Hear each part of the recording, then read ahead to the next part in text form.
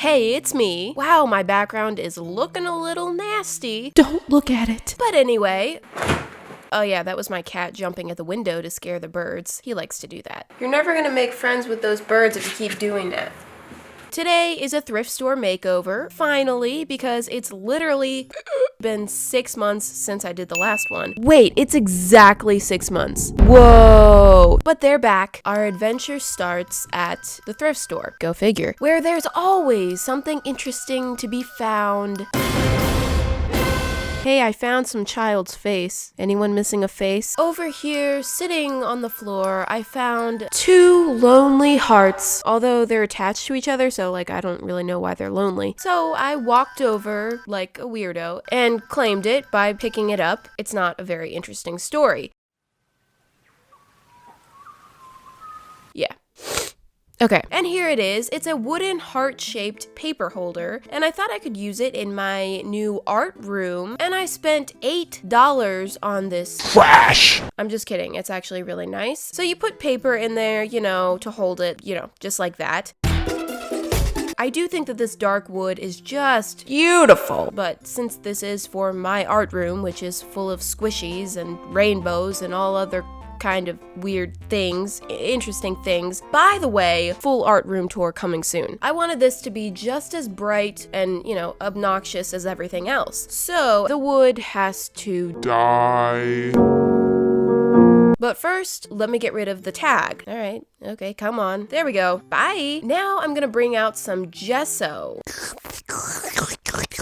Can I please just stay focused for 1 second applying the gesso? And this is just a base coat to make it easier to paint on since this wood is pretty dark. You want to brighten it up a little bit to make your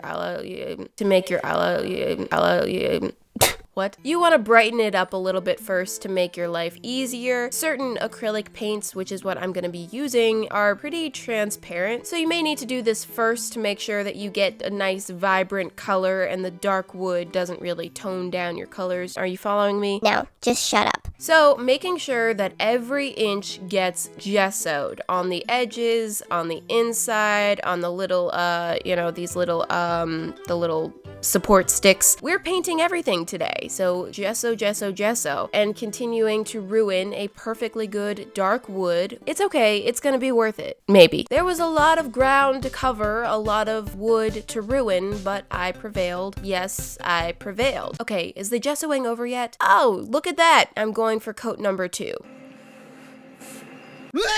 At this point, I think I was just stalling because this whole time I'm gessoing, I'm racking my brain for how exactly I'm going to decorate this thing. Wait, how did that get ungessoed? Oh, whoops, my footage is out of order. So I just continued calmly gessoing, but inside, I'm panicking! And then, off camera, I dropped the whole thing and put a nice big gouge in it. Ugh. So what do? More gesso. I just keep on going. Alright, it's adequately gessoed. I'm not gonna say gesso again in this video. It's so pure of heart. Okay, I've got to start doing something with this, so I got out my acrylic paint and my paint box, which, by the way, makes beautiful music.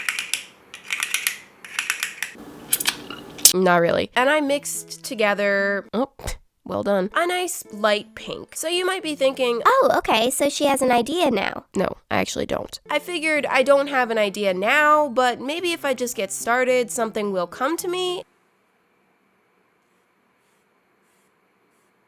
I'm waiting. And I like pink, so, we'll paint it pink because I like pink. Also, I painted my cat by accident.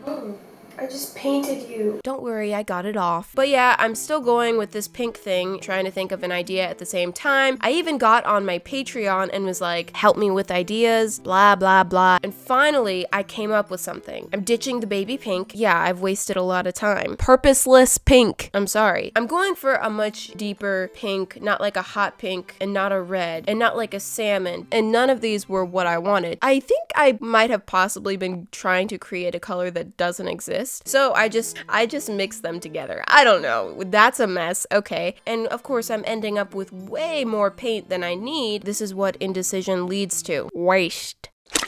Now I'm finally getting somewhere with my design. I have a direction. So I'm painting this in a kind of watermelon color because I'm gonna make this a cantaloupe.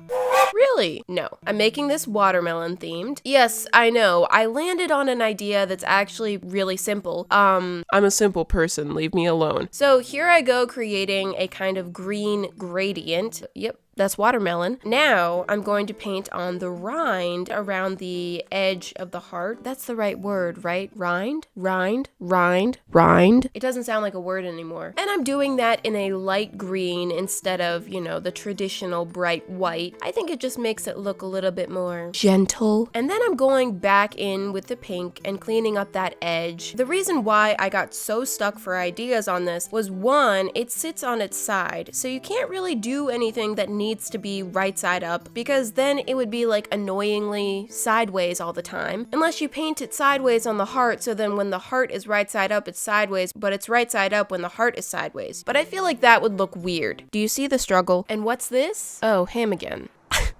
Also, just the fact that it's in a heart shape, it's a weird space to work with because you've got this really narrow point on the bottom and then some big butt cheeks on the top. It just is awkward for spacing things. So I was leaning toward a pattern or just something simple enough so that it will work in a slanted heart shape. So yes. Oh, this is my favorite part. When I paint the edge green. Ooh. Fingers down my spine. Girl, you look mighty fine. Won't you rub your fingers down my spine? I find it very satisfying, do you? Oh, and on to the painfully repetitive watermelon stripes. I swear, this took forever. And yes, I'm aware that this is not the correct proportion of fruit to rind to skin, of course, but you know, I think accuracy is out of the window when it comes to my, art, or whatever you want to call what I'm doing here. And of course, we have to bring the stripes down the sides. So while you're watching that, I think I'll play something for you called Human Eating Watermelon. Oh, ew. That's actually nothing compared to the human eating peach. Okay, that's enough of that. Now I have to go through and touch up the rind. I swear, that's what painting is. It's just going back and forth, making messes and then fixing them, then making mistakes while fixing messes and having to fix those mistakes. And if you can't relate, if you don't have the same problem, Then maybe you're a better painter than me. so this is not finished, but I'm gonna flip it around and start working on the other side for a little while. This was something else that had me stumped. There are two sides. Wow, groundbreaking. You can only display one side at a time. Should I only paint one side, or should I make an identical design on both sides, or two completely different designs? Oh, while I'm at it, I'm going to change the back of the watermelon to green. I just thought that that would look better. So yes, this is the third time I'm repainting this, and I'll fix that later. Okay, anyway. Fingers down my spine.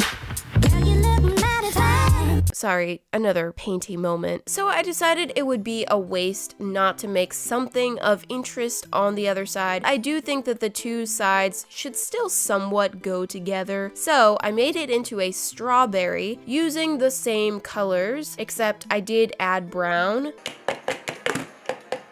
because I wanted it to be a chocolate dipped strawberry. So yes, there we go. That's looking like diarrhea right now. It'll get better. And I'll go ahead and fix a few things, that weird two-headed leaf. And I'm just continuing to touch up and applying more coats to get the nice bold color that I'm looking for, adding some details, and I painted the little seeds in that same light green. And you know, it's all starting to come together now. I thought it would be nice to add a little 3D element to this bad boy. Cue magic chime sound effect.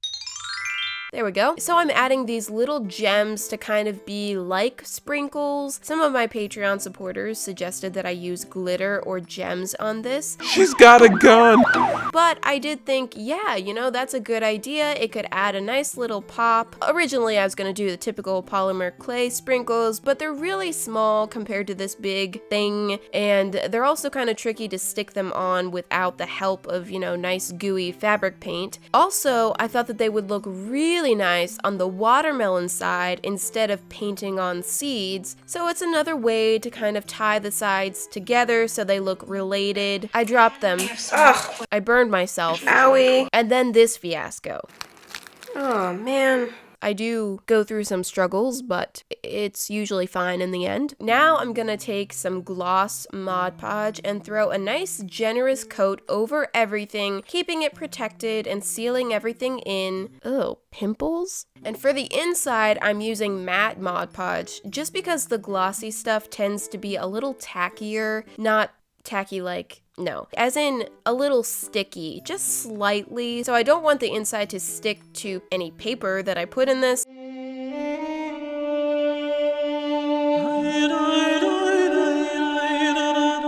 Finally, I'm bringing in a white ribbon. I'm gonna tie a bow, and then I'm just gonna stick that onto the front of the watermelon side. The strawberry side doesn't get a bow, only her. She's the special girl. Put a little tiny bit of Mod Podge on the edges so that the ribbon doesn't fray, and we're done. From a perfectly sensible paper holder to this slightly obnoxious, but definitely more my style, much more fun paper holder. I am very pleased with how this came out. It definitely fits much better in my art room. It's nice and colorful. I like that it's double-sided so that when I get tired of looking at one side, I can just flip it over. Which side do you guys like better? I think I prefer the watermelon side, just slightly. And I can use this thing for holding blank paper or magazines and... What? My face is on a magazine. Wow, I had no idea that I was on there. Wow, that's crazy. That's just coincidence that happened to be in the video.